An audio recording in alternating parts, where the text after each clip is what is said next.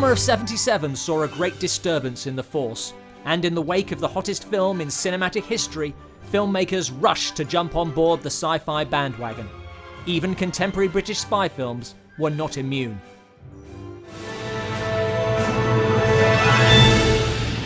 The Spy Who Loved Me ended with James Bond will return in For Your Eyes Only, but that was before Star Wars hit the screens and everyone went sci-fi crazy. The planned movie was scrapped and replaced with Moonraker. Just like the moonraker goes. A film that has so little to do with Ian Fleming's novel of the same name that another novelisation was written by Christopher Wood to avoid confusion. In one of the weakest and most bonkers films in the franchise, Bond glides through Venice on a hovercraft gondola, much to the shock of this pigeon, before blasting into space to join US astronauts in a laser fight against Drax's henchmen. While still leaving time to bed the beautiful Dr. Goodhead. My God, what's Bond doing? I think he's attempting re-entry, sir. Luke Skywalker was just too whiny in the first Star Wars film. But I was going into Toshi Station to pick up some power converters. So Space Hunter gave us what we thought we wanted. A Han Solo movie. Works every time. And boy were we wrong. Whatever you say, Princess. This hero quest takes us to the desert planet of Tatooine. Terra 11, to rescue a beautiful princess. Three beautiful nurses from Darth Overdog. You'll know when I'm not pleased. And just in case you weren't sure of its Star Wars aspirations, it appears Wolf has cannibalized R2-D2 to fix his ship.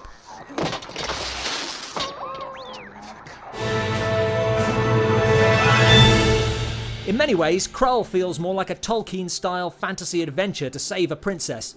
But then there are laser guns and sword fights. Sword fights that spark red lightning with every clash of the blades. It's almost like at some point a producer walked in on the dailies and said, "Can we Star Wars this up a bit? Maybe throw in a giant spaceship in the opening and never refer to it again, and get this Liam Neeson guy in there. There's something of the Jedi about him." Noble sentiments, but we fight for profit. You know what I mean? In a Han Solo kind of way. Roger Corman is not a man to let an opportunity go to waste, so took a cue from Lucas and went back to Akira Kurosawa to find inspiration for his sci-fi space opera. And what he found was The Seven Samurai. Oh yes, but then who will protect us against these mercenaries? With a planet under threat, a hero is needed. I will.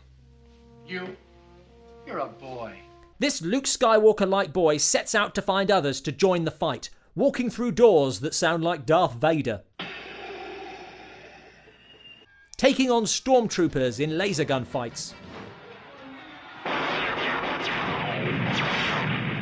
Before an epic space battle where the young hero destroys the enemy's planet-destroying ship.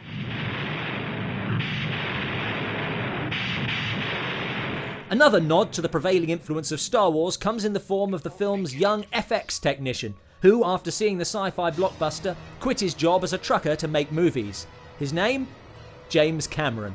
Live fast, fight well, and have a beautiful ending. Some films on this list are merely capitalising on the sci-fi fantasy craze ushered in by Star Wars. But Dunyayi Katarin Adam, better known as Turkish Star Wars, goes one step further by literally stealing whole scenes and then editing them nonsensically into the film.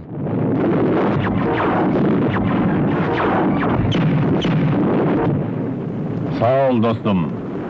Geliyorlar, dikkat et. Sometimes in reverse. Dikkatli ol, yaklaşıyorlar. But it's not all bad. Look at how seamlessly they integrated the famous cantina scene.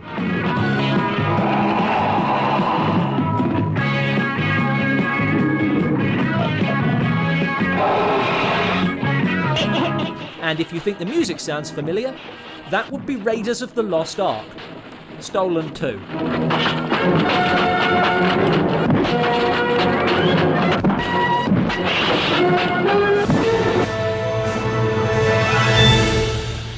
The poster for Hawk the Slayer features what looks like Han Solo holding a sword aloft while a dark helmet frames him in the background.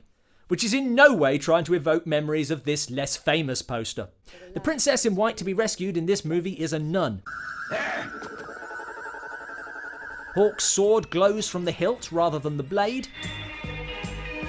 Darth Voltan, the scarred villain in black, is instructed by this Emperor clone. Prepare yourself, Dark One. While the story sidesteps the father-son twist in favour of the less dramatic good and evil brothers. I shall wait for you at the gates of hell. Has anyone ever told you that you're awfully cute for a meat body?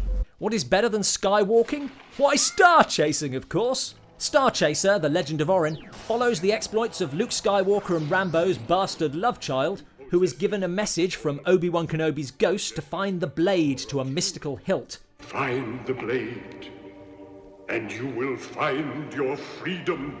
He is joined by Juan Solo. You've got exactly 10 seconds to tell me what you're doing in this swamp. And his 80s mobile phone. I wasn't talking to you, Arthur. Who owes money to Arab the Hutt. Thank my friend, it has been ages. Darth Generic Bad Guy number 8 suffers the all-too-familiar fate of Star Wars characters. Although the climax might have got George Lucas's attention when he came to write The Phantom Menace.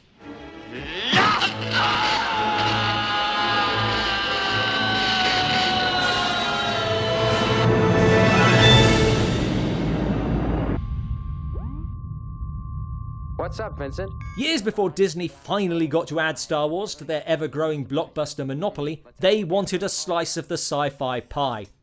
At twice the budget of Star Wars, The Black Hole was the most expensive Disney movie to date, and even then they had to make cutbacks on the effects as they could not afford to rent ILM's groundbreaking equipment. That said, the effects are a step above other films on this list, and the film's opening credit sequence featured what was then the longest computer graphic ever built. This led to the film getting an Academy Award nomination for Best Special Effects. In this film, we also get equally useless red stormtroopers.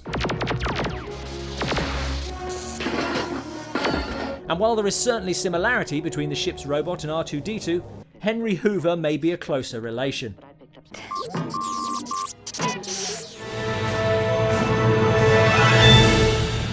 You have to be kind of impressed that Japan got their Star Wars knockoff onto screens in less than a year, although they may have taken the term spaceship a little too literally. Once more we get a plucky princess in white.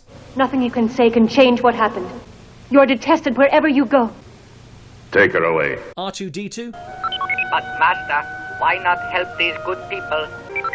And single-seater spaceships embarking on a climatic trench battle to destroy the enemy's base. We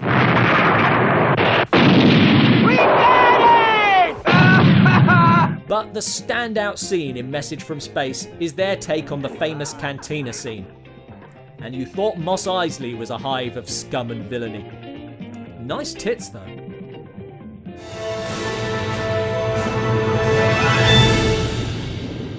From the opening shot, there is no pretense that Star Crash is not just another Star Wars ripoff. Ship flying over camera? Check.